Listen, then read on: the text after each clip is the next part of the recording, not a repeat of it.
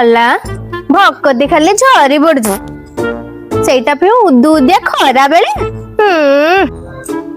ଭକ୍ତି ଥିଲେ ସବୁ ଥାଏ ତେଣିକି ସେ ଖରା ବେଳ ହଉ କି ରାତି ଘଡିଏ। ସେଇଥିପାଇଁ ତ ଘରେ ଲୋକ ମାତ୍ର ଯୋଡିଏ। କିଛି ଲୋକଙ୍କ ସାରୁଆଳ ଦଶା କେବେ ବି ଯିବନି। ଏତେ ଗଲେଇ ମାଇକିନା ଗୁଡାକ ମଲା ଗଲେ କାହାକୁ କହିଲୁ ବା? ମୁଁ ରାସ୍ତା ଘାଟକୁ କହୁଥିଲି ଲୋ ଅଳସୁଣୀ ଚଢେଇ। ମୁଁ ବି ଗଛ ଲତାକୁ କହୁଥିଲି ଓରାଖିଆ ପାପା ସଢେଇ। ନ କହି ବହୁତ କହିଲଣି ଅପା ସହିବାର ସୀମା ଭାଙ୍ଗିଯିବ।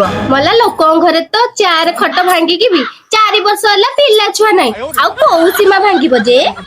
ଲୋ ଛତ୍ର ଖାଇ ଠେକୁଆ ଆମ ଘରେ କଣ ହେଲେ ତୁ କାଇଁ କାନ ଦେଇ ଶୁଣୁଛୁ? ତମ ଘରେ କଣ ହେଲେ ଆମେ ଶୁଣୁଛୁ? ଆମ ଘରେ 4 ଭାଙ୍ଗୁ ଏ ଖଟ ଭାଙ୍ଗୁ ତୋର କଣ ଗଲା?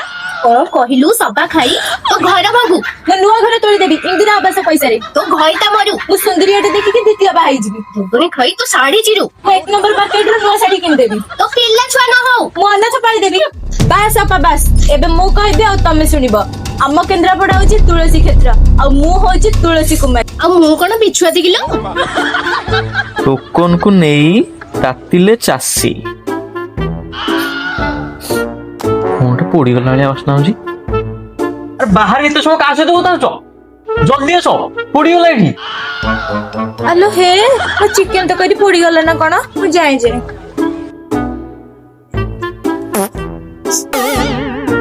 ମୁଁ ଗୋଟେ ଶୁକୁଆ ଗନ୍ଧ ହଉଛି ନା କଣ?